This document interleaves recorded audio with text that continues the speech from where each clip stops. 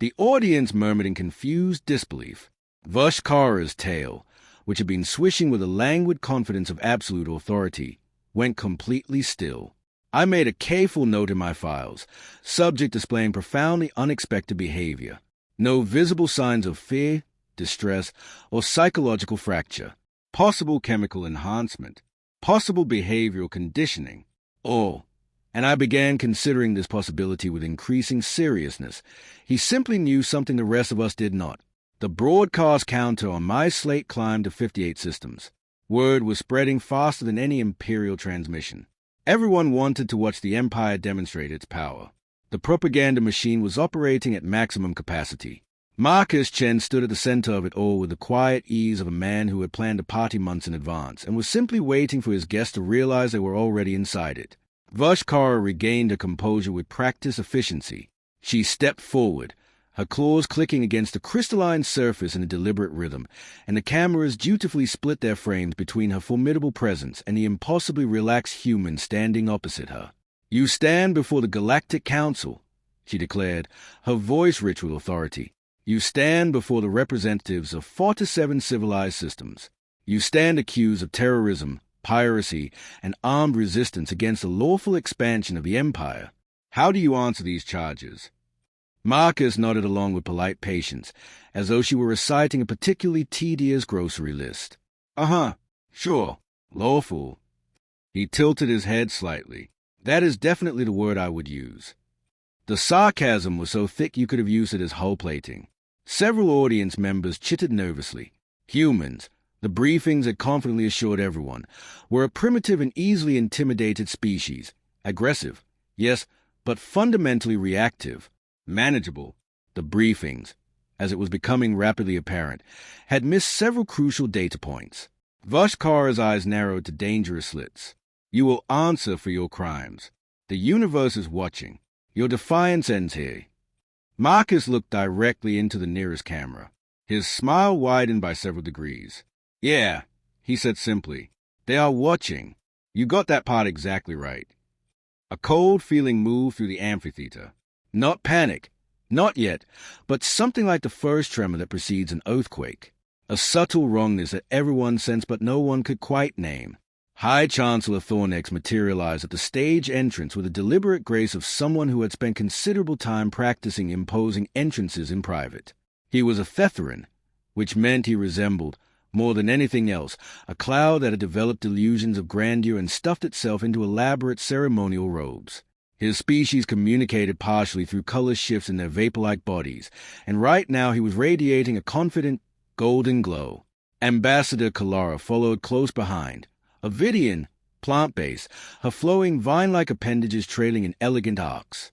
Her species prided itself above all else on diplomacy and wisdom, which made her presence on this particular stage deeply, almost comically ironic. This event was about as diplomatic as a plasma grenade to the face. "Perhaps," Thornex intoned, his voice resonating like wind through cathedral stone, "we should discuss human military tactics. Explain to the watching civilizations how your species justifies such barbaric behavior." Marcus brightened visibly, like a student who has just been asked the one question he has been hoping for all semester. "Oh, you want to talk tactics?" He straightened up. "Absolutely. I love this topic." He turned to address the nearest camera directly, and I captured every word, every gesture, every microsecond of expression. 63 systems now. "So here is the thing about human military doctrine," Marcus began, starting to pace across the crystalline stage with the easy authority of a lecturer who owns a room completely. "We have this concept we call strategic stupidity. It is a highly technical term, very advanced. Basically, we do things that are so monumentally, breathtakingly idiotic that the enemy assumes it must be an elaborate trick, which causes them to massively overcomplicate their response, which means we win." Ambassador Kalara's vines rustled with genuine confusion. "That makes no logical sense whatsoever." "Exactly." Marcus pointed at her with both hands formed into finger guns, actual finger guns, complete with a small clicking sound produced by his mouth. "You just proved my entire point. See, your fundamental problem is that you all believe warfare is this elegant chess game played by sophisticated civilizations who have studied each other's moves for centuries. Meanwhile, we are over here playing checkers with live ammunition and periodically setting the board on fire. The viewership counter had not merely increased. It had detonated. 71 systems. The broadcast was trending across every major galactic network. Social feeds across dozens of worlds were erupting with commentary and speculation, and a growing cascade of visual jokes already being generated about Vashkara's expression. Everyone wanted to know what the human would say next. Vashkara attempted to regain the momentum. Your fleet is outnumbered. Your colonies are isolated. Your resistance is utterly futile. Tell me, why do you continue to fight when the outcome is already decided? Marcus stopped pacing. He looked at her with an expression that somehow managed to convey both profound pity and genuine amusement simultaneously. Because you asked us to surrender on a Tuesday, Commander. Humans do not like Tuesdays. It is a terrible day for that kind of request. You should have tried Wednesday. We are significantly more reasonable on Wednesdays. This is absurd. Thornex's vapor body flickered orange with irritation. You are stalling. You are deploying humor as a deflection mechanism to avoid confronting the reality of your inevitable defeat. Am I, though? Marcus asked pleasantly. Or am I simply a naturally charming individual who happens to be very comfortable with public speaking? Tell me, Chancellor, how many people are watching right now? Your empire must have excellent analytics. State-of-the-art equipment. I can tell just from production quality. He gestured broadly at the hovering cameras and the perfectly tuned lighting rigs overhead. The stage design alone is extraordinary. I nearly forgot where I was for a moment. He had not forgotten where he was. Not for a single second. I was beginning to understand that. 7-4 systems watching. 7-9. 81. The numbers climbed with momentum that felt less like audience curiosity and more like gravitational inevitability. Species that had never cared about the Empire's propaganda broadcasts were tuning in now. Trading worlds, neutral confederacies, and ex-territories that had learned long ago to keep their heads down. All of them were watching the human on the crystalline stage. Ambassador Kalara made one final attempt at diplomatic resolution, her training overriding her growing unease. Perhaps we might discuss the terms of your world surrender. Surely you recognize the wisdom in negotiation. We can make this process. Marcus laughed, not nervously, not desperately, a genuine, full-throated laugh that rolled through the amphitheater and almost certainly translated Polly into 16 different languages. Ambassador, with all due respect, and I mean that in the traditional human way, which is to say absolutely none whatsoever, negotiation requires both parties to possess something the other wants. What is it, exactly, that you believe you have that we want? Your survival. Vashkara said, cold and precise. Cute, Marcus replied. Really, adorable. But here's the thing about humanity that your intelligence reports apparently failed to document. We are not particularly attached to individual survival. We are significantly more attached to collective spite. You threaten us, we get stubborn. You attack us, we get creative. You try to humiliate us on live television across. He glanced at an imaginary display, roughly 8 to 7 star systems. And we? He trailed off. He looked directly into the nearest camera. That smile again, patient, unhurried, like a man watching a clock tick toward an appointment only he knows about. We get even. My slate was vibrating continuously with notification alerts. 8-4 systems. 8-9. The broadcast had stopped being news and had become something else entirely. An event. A moment. The kind of moment that rewrites the sentence that comes after it. Vashkara stepped closer, towering over Marcus by nearly 3 feet, her imposing frame blocking the light around him. Your bravado will not save you, human. This ends one way, and you already know what that way is. Marcus looked up at her.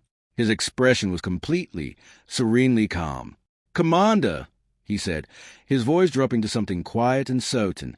I hate to tell you this, but it already ended. You simply have not figured out how yet. The way he said it, not as a threat, not as bravado, but as a plain statement of observed fact, sent a chill through the amphitheater that I felt in my recording hand. Even from my observation post, something in the quality of the air had shifted. Something had changed in the room, and everyone present could feel it without being able to name it. Quick question, Marcus said, before anyone could respond. When was the last time your sensor technicians ran a sweep for human stealth signatures? Vashkara froze, because Marcus continued, and now the smile was transforming into something with genuine edges to it. I have been transmitting on an open channel since the moment your guards threw me onto this beautiful stage. And you have, what, 9-1 systems watching right now? A lot of beings, a lot of sensors pointed in this direction. A tremendous amount of electromagnetic noise. Makes for extraordinary cover, as it turns out. High Chancellor Thornix's vapor body turned a deep, alarmed purple, a color that in Athethran biology indicated a kind of fear that bypasses rational thought entirely and goes straight to ancient cellular instinct. Impossible. Our security protocols are specifically designed to prevent unauthorized transmissions. Sure, Marcus said cheerfully, but they are not designed to stop a cooperative broadcaster. Because I am not hacking your systems, Chancellor. I am using them. You built me a transmitter that reaches half a galaxy and put me at the center of it. And I have spent the last 12 minutes casually mentioning fleet positions, patrol routes, and defensive weak points in between my tactical commentary. Ambassador Kalara's vines went rigid. You are bluffing. Marcus checked an imaginary watch on his wrist with theatrical precision. We will find out in about 90 seconds. The silence that followed those 3 words was a specific, devastating kind of silence that precedes catastrophic events. I had heard it once before, years ago, when a reactor core on Station Velik had begun producing sounds it was categorically not supposed to produce. That same quality of suspended dread, of knowing, at a cellular level, that the universe is about to become substantially more complicated and substantially less comfortable. Vashkara activated her wrist communicator with a speed that would have been impressive under any other circumstances. Command, run a full-spectrum analysis immediately. Scan for unauthorized transmissions, human encryption signatures, anything anomalous, everything. The response came back within seconds, a junior officer's voice pitched high with barely controlled panic. Commander, we are detecting multiple anomalies in Sector 7 and Sector 9, and... A pause that lasted precisely 1 heartbeat too long. We have human stealth signatures appearing on long-range sensors. Multiple contacts. They are everywhere. Marcus made a small, satisfied checkmark gesture in the air. There it is. The amphitheater erupted, not the exciting, celebratory kind of eruption, the catastrophic kind, where 10,000 beings from dozens of species all begin panicking in their own unique and biologically distinct ways simultaneously. The morphids began wobbling so violently they threatened to breach their containment suits. The Granite Lord started broadcasting distress frequencies at volumes that made my audio equipment scream feedback. One of the Zahirian delegates, and I still am not entirely sure how, given their unique circulatory biology, actually fainted. Impossible! Thornix boomed, his vapor body cycling through 6 colors so rapidly he resembled a malfunctioning atmospheric display. Our orbital defenses would have detected an approaching fleet. Our sensor coverage extends 3 full light minutes from Kronis Prime in every direction. Covered, Marcus said calmly. Past tense. You know the communications relay orbiting your 3rd moon? The one that definitely was not sabotaged during a routine maintenance check approximately 2 weeks ago. He let that sit for exactly 1 second. Yeah, about that. My recording slate was receiving priority alerts faster than I could process them. 9-2 systems watching now. Every major galactic news network was streaming the feed live. Social commentary was cascading across hundreds of platforms, not just analysis and jokes, but something that looked very much like hope, visible in the faces and translated expressions of beings from worlds that had learned to keep hope carefully hidden. Cut the broadcast. Vashkara snarled at someone offstage. Cut it now. They can, Marcus said pleasantly. Technically. But it would be such a spectacularly transparent admission of catastrophic failure that every civilization currently watching would immediately understand you are in serious trouble. Also, he held up one finger. I may have done something creative with your broadcast encryption. If you shut it down manually, the system defaults to open channel transmission on all frequencies. Every tactical screen in your command center. Every communication. Every panicked order your people are currently issuing. All of it broadcast live to everyone. He offered a small, almost apologetic shrug. Your choice, really. Kulara's diplomatic training finally fractured under the accumulated weight of what was happening. This is an act of war. No, Ambassador. Marcus's tone sharpened for the first time, not angry, but precise in the way a blade is precise. What your empire did to our colonies was an act of war. What you did to civilian stations in the Helix system was an act of war. What you have been doing for the last 3 years, to every species that could not fight back quickly enough, was an act of war. He looked at her steadily, without performance, without flourish. This is just us being very, very good at our jobs. Vashkara was pulling up holographic displays with frantic speed, her claws sweeping across control surfaces. I could see the tactical readouts from my position, and what I saw made something cold settle permanently in my chest. Dozens of contacts, then scores, then hundreds, emerging from what had appeared to be empty, unremarkable space in every direction surrounding Kronis Prime. Human ships, sleek, dark, and predatory, dropping their stealth fields in precisely coordinated waves. They surrounded the capital world in a formation that looked less like an attack pattern and more like a noose being drawn with surgical patience. How long? Vashkara asked. Her voice had lost its thunder. Something beneath the authority had cracked, and the fracture was audible to everyone. How long have you been planning this? Marcus smiled, that same infuriating, delighted, utterly unshakable smile. You mean the part where I let myself get captured? That was month 3 of the war. Took some convincing to get my command to approve it. They thought it was too risky.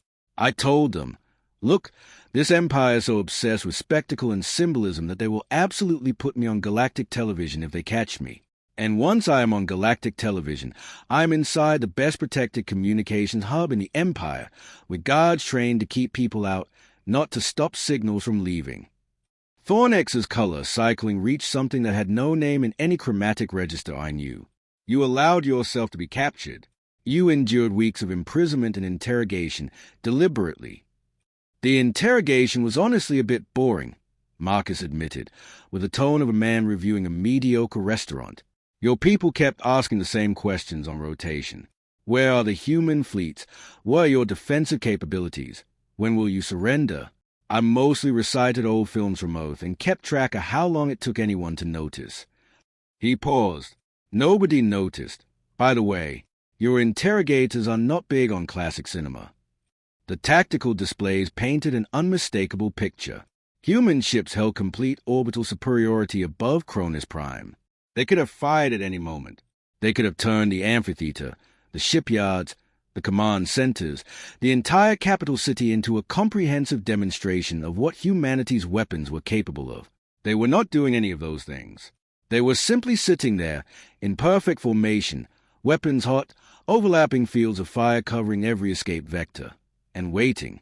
It was, as military encirclements go, remarkably polite, and somehow that made it more frightening than any bombardment could have been. 103 systems watching now. 108. This had become the most watched event in recorded galactic history. Beings who had never cared about the Empire, who had spent decades carefully avoiding galactic politics, who had learned that the safest place was always outside the blast radius of power, all of them were watching a single human soldier, on a crystalline stage, calmly dismantle an Empire's image of invincibility with nothing but words, patience, and 12 minutes of open-channel transmission. Launch all fighters. Vashkara ordered, her voice strained past a point of authority. Activate planetary shields. Defensive formation, all available assets. Marcus coughed politely. About your fleet, the one that was supposed to be in orbital position right now.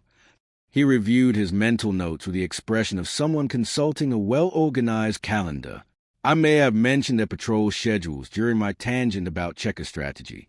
Several interested parties found those coordinates very useful. Your fleet is currently engaged in 3 separate incidents in 3 separate sectors simultaneously. They are, as humans say, a bit tied up. Kulara made one last attempt at resolution. If we negotiate, if we agree to discuss terms, will you call your fleet back? Ambassador! Something shifted in Marcus's voice. Not triumph, not cruelty, but something quieter and more exhausted. Something genuinely, recognizably human. We have been trying to negotiate for 3 years. Every offer we made was answered with ultimatums. Every dialogue we attempted was answered with battleships. So no, there is nothing to negotiate right now. What is going to happen is this. You are going to stand on this very beautiful stage, and you are going to wait. While every sentient being watching across 107 star systems asks themselves why the Great Galactic Empire cannot stop one single human soldier from completely ruining their afternoon. Vashkara's scales had gone a dull, ashen gray. Thornix had settled into the pale blue of defeated diplomacy. Kalara's vines drooped slowly toward the crystalline floor. I looked around the amphitheater. The representatives of dozens of species were still in their seats. None of them were attempting to intervene. None of them were calling for guards or demanding the broadcast be cut. Some of them, particularly the delegates from Worlds and Next in the past decade, were watching Marcus with expressions I can only describe as recognition, as though something they had kept carefully locked away for years was quietly, irresistibly unlocking. The Clark Correction ambassador's mandible clicks had taken on a rhythm I recognized as suppressed laughter. The Vidian counselor from the outer territories had her communication tendrils fully extended, transmitting messages at maximum speed. Even the Granite Lords, historically among the Empire's most reliable political supporters, were rumbling amongst themselves in tones that suggested a fundamental reassessment of certain long-standing commitments. "What do you want?" Vashkara asked. And there it was, the question that meant she had already lost. Every being in every one of those 107 systems heard it, and they all understood exactly what it meant. Marcus pointed at the cameras, at the billions of eyes behind them. "I want them to see that you are not invincible. I want every species you have threatened, every world you have bullied, every colony you have annexed, and every civilization you are told to kneel and be grateful for the privilege. I want all of them to know that humans, primitive humans from the forgotten edge of nowhere, just turned your greatest propaganda moment into our most effective recruitment broadcast in history." The explosion came from the eastern wall of the amphitheater. It was precise, controlled, calculated by someone who understood both structural engineering and the specific requirements of dramatic timing. Half of a ceremonial wall stopped being solid and became, in a fraction of a second, an expanding cloud of fragments and smoke. Through the chaos, figures emerged, human figures, moving in the coordinated silence of people who had rehearsed this moment until it was muscle memory. 5 of them, wearing armor that seemed to absorb light rather than reflect it, carrying weapons that hummed with energy signatures I had never encountered in any technical database. They moved with a fluid, unhurried efficiency that made the Empire's finest ceremonial guard look, by immediate comparison, like interpretive dancers at the end of a very long and poorly managed night. The lead figure pulled off her helmet, dark hair pulled back, an expression that suggested she had been waiting her entire career for precisely this moment and intended to savor every second of it without apology. "Marcus," she called across the chaos, her voice carrying easily through the smoke and noise. "You done monologuing, or should we come back in another 20 minutes? Marcus grinned, wide and unguarded and entirely genuine. "Captain Rivera, your timing, as always, is absolutely impeccable." "We have been in position for 20 minutes, Rivera replied, moving across the crystalline stage with her team in close formation. "You are enjoying yourself too much. I could hear you through the comlink." One of the massive four-arm collusion guards, the same ones who had hauled Marcus onto the stage with such casual contempt earlier, made the mistake of attempting to intervene. He got approximately 3 steps before a human soldier intercepted him. This particular soldier, whose name badge read Okunquo, was built along proportions that suggested someone had engineered him specifically for efficiently occupying large spaces. The guard outweighed him by close to 500 pounds. It did not matter in the slightest. Sergeant Okunquo executed a sequence of movements that I am reasonably confident violated at least 2 laws of physics and several more of basic anatomical possibility. The guard hit the crystalline stage with enough force to crack it in a 2-foot radius from the point of impact. "Sergeant Okunquo sends his personal regards," Marcus told Vashkara pleasantly, as she took another step back. "He has been wanting a proper introduction ever since your people broke his teammate's arm during the ambush at Helix Station." Okunquo turned from the motionless guard, noticed the cameras still rolling, and waved at them with cheerful professionalism. He was still standing on the man he had just put through the floor. The remaining Imperial security forces, Roughly 40 personnel stationed throughout the amphitheater suddenly found themselves facing a tactical situation their training had not remotely prepared them for. They had been trained for crowd control, for ceremonial presence, for looking sufficiently formidable in decorative armor to discourage petty disruption. They had not been trained for human special forces who had memorized every sight line and structural weak point in the building weeks in advance, and who had rehearsed this moment until improvisation and preparation were indistinguishable from each other. A squad of Sarian soldiers attempted a coordinated rush toward the stage. Rivera didn't look at them. She made a small, almost casual gesture with her left hand, and 2 of her team moved to intercept. What followed was not a fight in any meaningful sense of the word. It was a demonstration. Humans had evolved as pursuit predators, organisms built for patience, endurance, and a calculated application of force at precisely chosen moments. The Sarians were fast, strong, and well-armed. The humans were faster, more efficient, and carrying something in their expressions that looked very much like personal grievance being professionally resolved. It was over in seconds. Every Sarian lay on the ground, disarmed, thoroughly humiliated, and entirely unharmed, which was somehow the most devastating part of all. It made clear the humans had been operating well below their actual capacity. "Status?" Rivera asked, scanning the amphitheater with professional calm. "All hostiles neutralized," her team responded. "Perimeter secure. Orbital assets standing by. Command awaiting extraction confirmation." Marcus stretched, rolled his shoulders for the last time, and looked at Vashkara with something that was not triumph but was close to it. "This is what I keep trying to explain about human military doctrine. Commander, you brought me to the most heavily fortified location on your capital world. You surrounded me with elite guards. You broadcast my precise location to the entire known galaxy, from a purely human perspective." He spread his hands. "You gave us a map, an invitation, and a spotlight. We are very good at working with what we are given." Okunquo pulled a packet from his equipment and tossed it across the stage in a gentle arc. "Brought your jacket. Figured you'd want it for the exit." Marcus caught it one-handed and pulled it on without looking. Worn leather, patches from various military units covering its surface, clearly worn thousands of times before. On the back, embroidered in English, text that my translator processed for a moment before returning. "Fafo Squadron." I did not yet understand the reference. Marcus clearly treasured that jacket more than anything else he owned. "1 minute," Rivera said quietly. "Orbital window is closing." Vashkara made one final reach for authority, the desperate, instinctive grasp for power when power has already left the building. "You will never leave this planet alive. Even if you reach orbit, our fleets will pursue you across every system in the galaxy. There is nowhere in the universe you can go that." "Commander."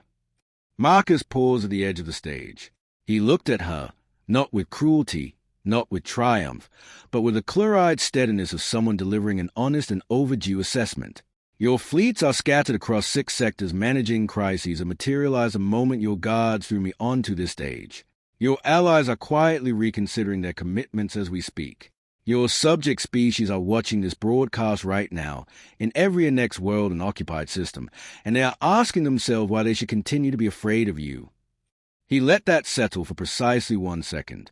"And every second of all of it is still being transmitted to 115 star systems in high definition with excellent audio quality."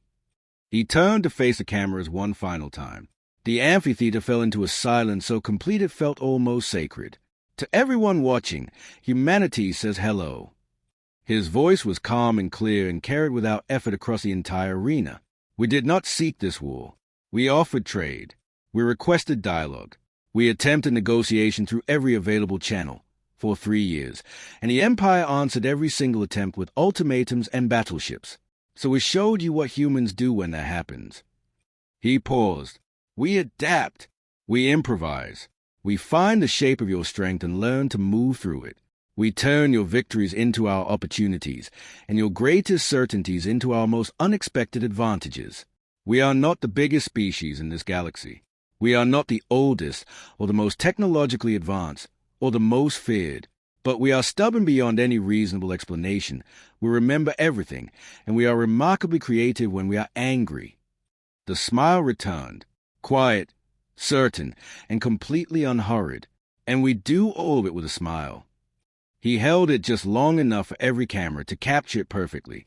If there's any species out there that is tired of being told what to do, where to go, how to live, and how to be grateful for the privilege of being conquered, you know where to find us. Earth is always accepting applications for friendship. Fair warning, we argue constantly. Our food will almost certainly confuse you, and we have a cultural relationship with chaos that takes some getting used to. But we are loyal to the people who stand with us, and we are very, very poor losers when it comes to bullies. Time, Rivera said quietly, at his shoulder. The team formed up, 6 humans moving as one perfectly coordinated unit, disappearing through a breach in the wall and into the smoke beyond. Okunquo was last. He paused at the threshold, turned back toward the stunned assembly of council members, and delivered a perfectly crisp and thoroughly sincere salute. Then he was gone. Marcus paused one final moment at the edge. Oh, and Commander, thank you for the stage. He looked at the crystalline surface, the perfect lighting. The camera is still faithfully recording everything. Best platform we could possibly have asked for. I could not have designed it better myself. Beat. Wait. Actually, I did design it this way. Never mind. And then they were gone, dissolving into the smoke and chaos like ghosts who had never needed to be afraid of anything. Within seconds, I heard it. The distinctive whine of human aircraft engines, a sound that had no business existing inside Kronis Prime's defense perimeter, and yet existed there with complete and unhurried confidence. Within minutes, they had cleared the atmosphere entirely and folded into the protective formation of their waiting fleet, which held its patient, silent position above the capital world like a hand hovering over a table, unhurried and inevitable. I looked around the amphitheater. A broken wall, some structural cracks in the crystalline stage, 40 security personnel with wounded pride, and nothing worse than bruised dignity to show for it. Not a single civilian casualty. Not one death. In either direction. The humans had come to the most fortified location in the Empire. They had extracted their operative, neutralized an entire security contingent, and departed without firing a single weapon in anger. The message was not subtle. Vashkara stood alone at the center of the stage, her scales dull and ashen, her posture emptied of everything it had carried an hour ago. The cameras were still rolling. Of course they were. Every attempt to terminate the broadcast triggered additional failsafes, additional automatic overrides, additional layers of encryption that the technical teams would be untangling for days. The broadcast continued regardless, capturing every second of the aftermath in perfect fidelity. 122 systems watching. The number had stopped climbing only because saturation had been reached. There was no one left with network access who was not already watching. My slate began receiving alerts in rapid succession, each one arriving before I had fully processed the last.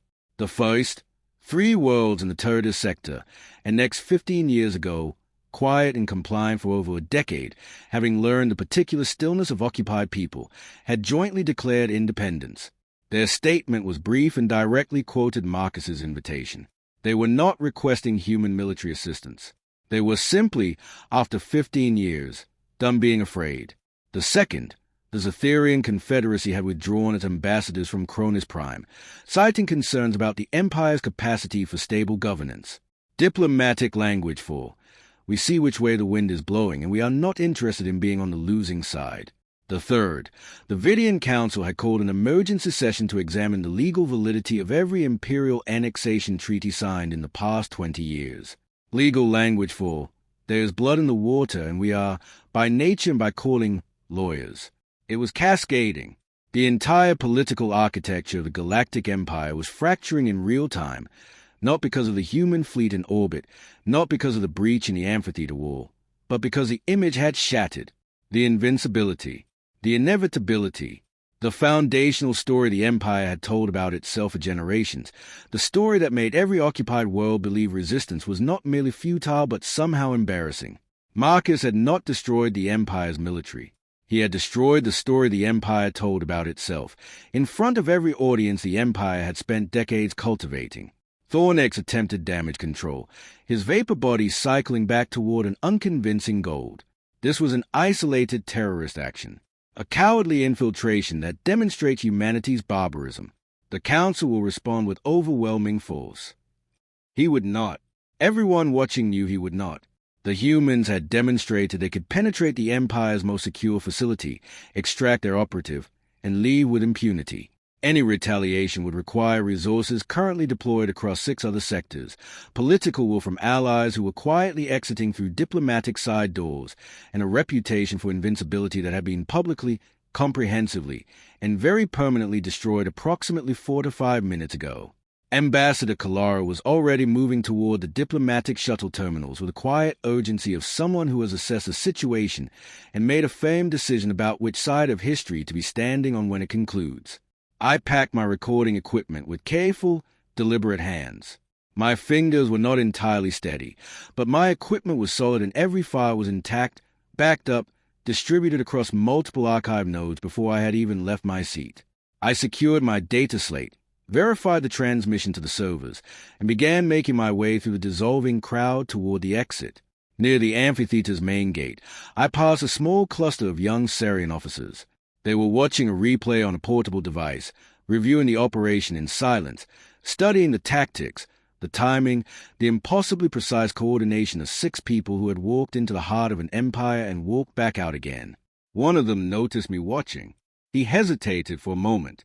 Then, quietly, in a voice careful enough to suggest he had been thinking about the question for some time already, he asked, "Do you think we are on the wrong side?" I am an archivist. My profession demands neutrality above all else. I document. I do not judge. I record what happens and preserve it faithfully for those who come after, who will have the distance to understand what those of us present could only partially see. I did not answer him, but I thought about Marcus's smile, that genuine, unhurried smile that had never once wavered from the moment he hit the stage to the moment he walked through the smoke. I thought about Rivera's precision, about Okunquo's cheerful professionalism, about the way the entire team had moved through that operation as though they had run it 100 times in their minds before running it once in reality. I thought about a species the galaxy had dismissed as primitive, as aggressive, as a manageable problem that would eventually exhaust itself, and I thought about what that species had just done to the most powerful empire in recorded history, using nothing but patience, preparation, and a crystalline stage they had never actually stood on before and yet had owned from the very beginning. They had not asked for this war. They had wanted, as far as anyone could tell, simply to be left alone to exist on their unremarkable world at the edge of the Orion Spur. When that was taken from them, they had not raged blindly. They had adapted. They had planned with a patience that bordered on geological. They had waited 3 years for exactly the right moment, and when that moment came, when the Empire handed them a stage in a galaxy-wide audience and called it a demonstration of power, they had used every single element of it for purposes the Empire had never imagined. And the piece that kept returning to me, the detail I could not stop turning over in my mind, was this: Marcus could have escaped at any time. The human fleet had been in orbital position for weeks. They could have breached the prison, could have mounted a conventional extraction, could have done a dozen different things that would have gotten their soldier back quickly, quietly, and efficiently. But quietly would not have changed anything. A quiet rescue would have been a footnote, a minor embarrassment, a small tactical setback that the Empire's communication teams would have smoothed away within a single news cycle, the narrative adjusting seamlessly to absorb and dismiss it. The fear would have remained. All the worlds watching from behind lowered eyes, waiting for the moment they could dare to stop being afraid. They would have kept waiting indefinitely. So instead, humans waited. They let the Empire capture their soldier. They let Vashkara plan her grand spectacle, assemble her cameras, polish her stage, and invite the entire galaxy to watch the humiliation of a primitive species. And then, with the patience of people who understood exactly what they were doing, they used every single element of it: the cameras, the platform, the audience, the broadcast infrastructure, the Empire's own desperate hunger for a public demonstration of power, to transmit an entirely different message to every screen in the known universe. Humans did not merely fight wars. They told stories, and they had just told the entire galaxy a story about what happens when you mistake someone's patience for weakness, about what happens when you hand your enemy a microphone and mistake it for a leash. I reached my transport, verified my backups one final time, and sat back in my seat. I looked out the viewport of the capital city below, where the first fires were beginning, riots or celebrations? I could not tell from this altitude. Probably both. Change arrives messy and loud and absolutely certain of itself, and it does not ask permission from anyone. I began composing the opening line of my report, the most important historical document I would ever file, the one that future scholars, future students, future beings who had not yet been born would read in classrooms and archives long after everyone present in the amphitheater was gone. I thought about what Marcus had said, about what the humans had demonstrated, not just in tactics but in philosophy, that power was not ultimately about who had the largest fleet or the most territory or the most elaborate stage. Power was about who controlled the story. And for one perfect afternoon, broadcast of 127 star systems in high definition, humanity had controlled the story completely. The Empire had wanted to make an example of Marcus Chen. Mission accomplished, just not the example they had intended. As my transport broke atmosphere and the capital city shrank to a cluster of lights below, I looked up the etymology of the text embroidered on the back of Marcus's jacket. My translator had struggled with it earlier. Now, with a moment of quiet and the right cultural context loaded, it returned the full phrase. Mess around and find out. I sat with that for a long time, watching the stars emerge around me, watching the human fleet hold its patient formation in the darkness above Kronis Prime, weapons silent, engines idle, waiting. They had done what they came to do. There was nothing left to prove. I added a final line to my report, not as an official observation, but as a personal note, the kind archivists are not supposed to include but sometimes cannot help. When dealing with humans, remember always that they are better at improvisation than you are at planning, better at chaos than you are at order, better at turning your greatest certainties into their most unexpected opportunities. And remember that when they smile at you from the center of the stage you built for them, they built that stage too. They just let you think it was yours. End of Archive Document 7 441C file by Junior Archivist Pelix, Galactic Council Historical Division timestamp. The day everything changed classification. Unrestricted. Let everyone read it. The Grand Amphitheater of Kronis Prime had never seen a turnout like this. I know, because I had attended every single one of these spectacles for the past 12 cycles without missing a single session. My name is Pelix, Junior Archivist of the Galactic Council, and my entire purpose was to document history as it unfolded in real time. What I was about to witness on that particular morning would indeed make history, just not the kind that anyone, least of all Commander Vashkara, had intended. 4 to 7 star systems were tuned into the broadcast. That number kept climbing on my data slate, glowing with that self-satisfied blue light that silently declared, yes, the entire known universe is watching. The Empire had spared nothing on production value. Hovering camera drones, each the size of a small transport pod, drifted through the arena like enormous metallic insects, their lenses capturing every angle, every glint of light off the crystalline stage that jutted from the center of the amphitheater like a massive transparent blade, sharp and theatrical and perfectly designed to make whoever stood upon it feel very, very small. Commander Vashkara stood at the edge of that stage, her iridescent scales catching the overhead lighting in ways that probably looked devastatingly impressive to every being watching from the comfort of their home systems. She was Sarian, which meant she stood roughly 8 feet tall, possessed enough teeth to staff an entire dental clinic, and carried that particular reptilian self-assurance that comes from decades at the very top of a military food chain. Her crimson ceremonial uniform was decorated with so many medals that I genuinely worried, from my observation post, about the long-term structural integrity of her spine. Each gleaming piece of metal represented a conquered world, a defeated fleet, a civilization forcibly folded into the imperial machine. Very intimidating, very theatrical, very Vashkara. The audience packed into every available seat and hovering observation platform buzzed with barely contained anticipation. Hundreds of species were represented in that arena. The insectoid claw corrections clicked their mandibles in rapid excitement. The gelatinous morphids quivered inside their transparent containment suits.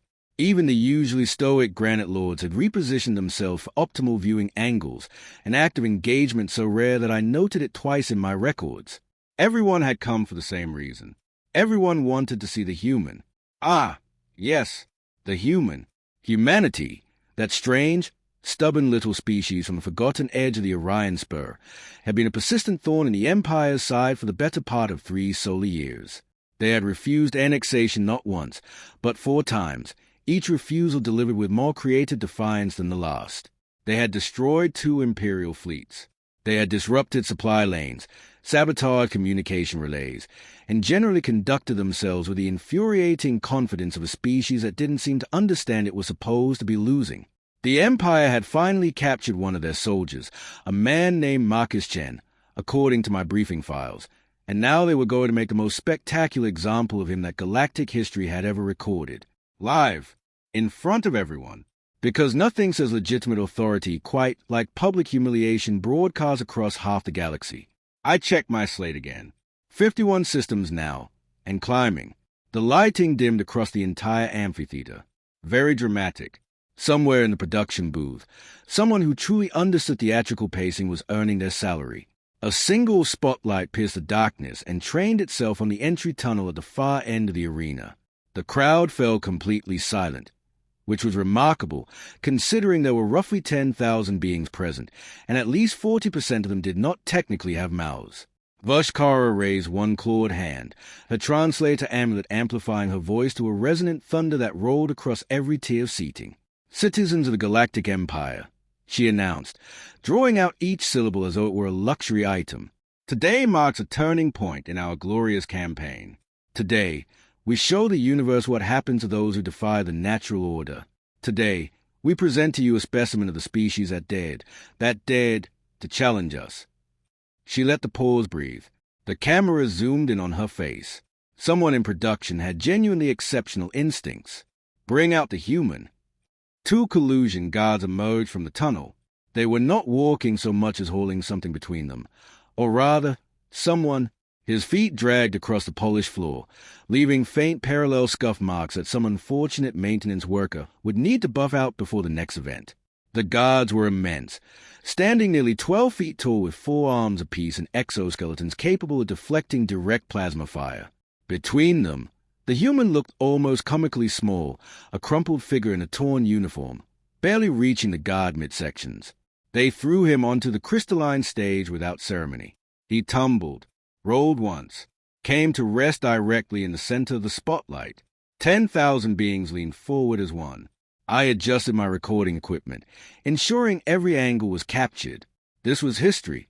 After all, whatever happened next would be studied, cited, and argued over for generations. Marcus Chen stood up. That was the first sign that something was profoundly wrong. He should have been broken. He should have been trembling, hollow-eyed, bent in that particular way that prisoners get when the Empire's processing protocols have done their work thoroughly. The Empire had very specific, very detailed procedures for handling captured soldiers, and none of those procedures involved comfort, dignity, or anything resembling mercy. But this man, this Marcus Chen, simply brushed off the front of his tattered uniform with both hands, methodically, almost casually, as though he had tripped and not been hurled across a stage in front of 100 billion viewers. He looked around the amphitheater. His dark eyes moved from the soaring tiers of spectators to the hovering camera drones to the crystalline stage beneath his feet. He took in Vashkara's imposing figure, her gleaming medals, her expression of practiced contempt. And then he smiled. Not a desperate smile. Not the grimace of a frightened creature performing courage it did not feel. This was a genuine, relaxed, entirely unhurried smile, the kind you get when you are the only person in a room who already knows a punchline. He stretched his shoulders, rolled his neck until it produced a series of small, sharp-popping sounds that my audio equipment picked up with crystal clarity. Then he turned toward the nearest camera drone, looked directly into its lens, and waved. He waved,